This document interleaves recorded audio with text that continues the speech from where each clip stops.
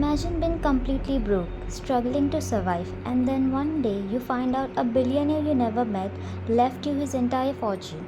Not his daughter, not his grandson, you. And the only way to keep it is to solve the game he left behind. This is the story of Avery Kylie Grams, a girl who has nothing except a plan to survive. She lives in a car some days, takes care of her sister when she can, and believes in one thing only: never rely on anyone. Because in her world, people always leave. So when she suddenly called to a lawyer's office and told that Tobias Hawthorne, one of the richest men in the country, has left her almost his entire fortune, it doesn't feel like luck, it feels like a mistake. The room is filled with the Hawthorne family, powerful, wealthy, angry, and right in the center of it all is Avery, a complete stranger. The lawyer begins reading the will, and everything changes. Tobias Hawthorne leaves billions to Avery, not to his daughter, not to his grandson, to her. The room erupts: confusion, shock, rage, because no one knows who she is, not even Avery. But Tobias Hawthorne was known for one thing: games. And this is his final game. There's a catch. Of course, there is. If Avery wants the inheritance, she has to live in Hawthorne House for one full year. The same house where the entire Hawthorne family lives. A house filled with secrets, hidden passages, riddles carved into walls, and 4 grandsons who have every reason to hate her. Each of them is different. Each of them is dangerous in their own way.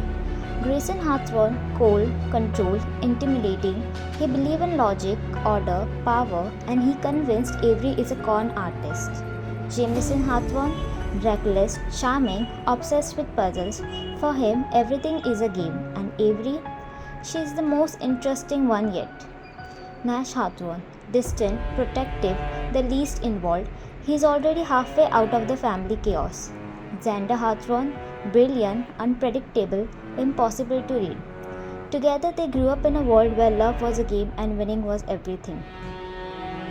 Hawthorne House isn't just a mansion, it's a maze. Secret tunnels, hidden doors, clues everywhere. Tobias Hawthorne designed it that way because he didn't just leave behind money, he left behind a puzzle.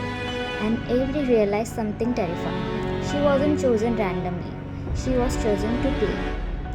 The more time Avery spent in the house, the more she started noticing things. Clues hidden in plain sight, messages that don't make sense until they do. Jameson started helping her because for him this is everything, a real life puzzle. But Grayson watches her closely, waiting for her to slip, to prove she doesn't belong. And the rest of the family, they are not just angry, they're desperate. Because Avery isn't just living in their house, she's living in their world, and she has something they want. As Avery digs deeper, one question keeps coming back. Why her? What did Tobias Hawthorne see in her that he didn't see in his own family? And the answers aren't simple, because this isn't just about money, it's about power, control, and a man who treated life like a game until the very end. Avery realized winning this game isn't about solving riddles. It's about surviving the people who don't want her to win. Because in Hawthorne House, nothing is ever given freely. Every secret has a cost. Every move has consequences. And Avery, she's no longer just trying to survive. She's trying to win. And this is just the beginning of the game.